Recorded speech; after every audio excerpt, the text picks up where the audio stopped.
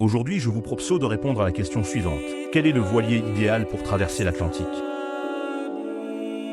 Une transatlantique est sans doute le rêve de la plupart des plaisanciers. Au-delà de la prise de décision, le choix du bateau est souvent un sujet de longue discussion. Pourtant, certains amoureux de la mer ne se sont pas posés autant de questions. Alors, quel voilier choisir pour traverser l'Atlantique? Traverser l'Atlantique est sans doute le premier objectif pour qui veut partir à l'aventure et naviguer au-delà de l'horizon. La transatlantique est le symbole de la croisière hauturière, de la découverte d'un autre monde. Et ceci l'est autant pour les plaisanciers que pour les skippers professionnels. Il suffit de voir l'engouement pour la mini-transat ou la route du Rhum, par exemple. Des rallyes comme l'Arc ou le rallye des îles du Soleil permettent aussi aux plaisanciers de prendre la mer pour rejoindre les Antilles via les alizés, en flottille et de façon plus sécurisée. Pour ces grandes croisières, les catamarans et voiliers de voyage, en aluminium ou en acier, sont des bateaux qui font beaucoup rêver. Pourtant, certains plaisanciers sont partis sur l'Atlantique à bord de voiliers aussi différents que les First 25, Maxus 22, Vieux Gréement, Golif ou des voiliers typés régate, comme un de l'Air 34. Alors sachant tout cela, nous allons essayer de répondre à la question du voilier idéal. Quelle taille de voilier pour traverser l'Atlantique? La première question qui se pose dans le choix du bateau idéal pour une transat est la taille du voilier. Comme nous l'avons vu plus haut, la taille n'est pas réellement un critère. Certains ont traversé l'Atlantique sur des petits voiliers de moins de 5 mètres.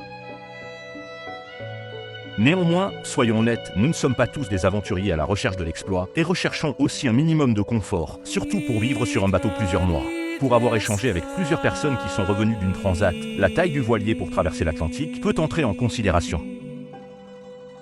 Un voilier de 9 ou 10 mètres est parfait pour traverser l'Atlantique sur un bateau maniable, en solitaire ou en couple. L'idéal est d'avoir 2 cabines pour en transformer une en local technique par exemple. Un voilier de 10 à 12 mètres permet d'avoir plus de confort et de bénéficier d'une 3e cabine double. Cette taille de bateau a surtout l'avantage de conserver des coûts d'entretien et de réparation encore raisonnables, comme le coût de l'assurance et de la place de bord. Dans cette taille, vous aurez l'embarras du choix entre les Gypsy 372, les Sunshine 38, de nombreux voiliers Bavaria et autres Océanie. Les voiliers de plus de 12 mètres sont les bateaux les plus recherchés par nombre de candidats au voyage.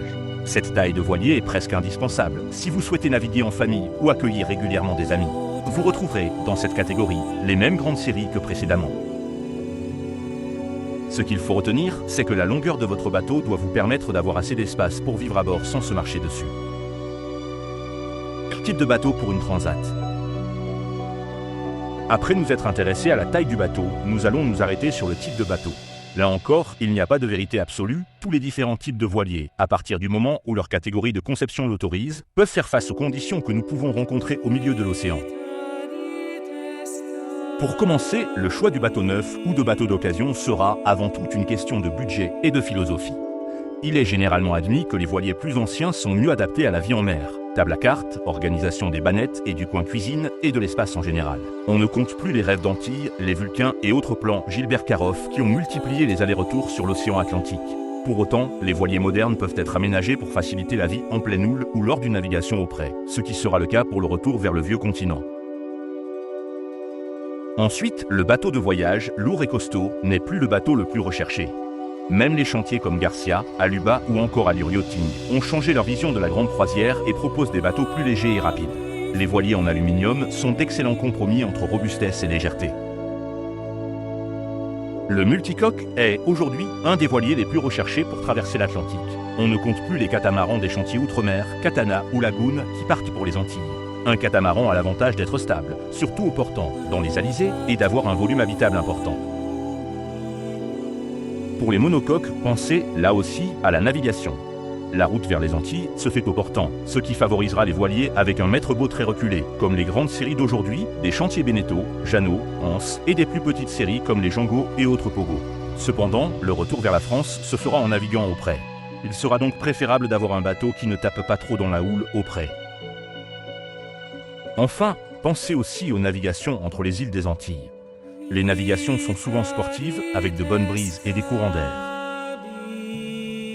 Enfin, le dernier point concerne plus l'équipement que le bateau en lui-même.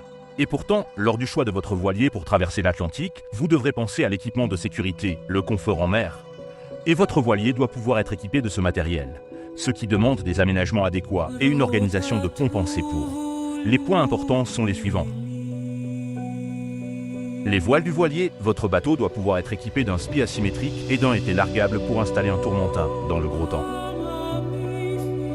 L'énergie à bord, un voilier de voyage doit pouvoir être équipé de panneaux solaires, sur arceaux ou sur le roof, ainsi que d'une éolienne. La sécurité de l'équipage. L'équipement de sécurité doit comprendre l'équipement obligatoire et l'équipement indispensable. Cet équipement doit être facilement accessible, dans des coffres bien organisés. La cambuse, la nourriture est importante en croisière.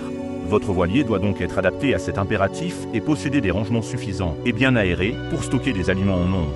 La cuisine doit être pensée pour être utilisée en mer et dans toutes les conditions météo. Pour résumer, le voilier idéal pour traverser l'Atlantique est, comme toujours, une question de compromis. Quoi qu'il en soit, vous devez avoir confiance en votre bateau, son comportement et son équipement.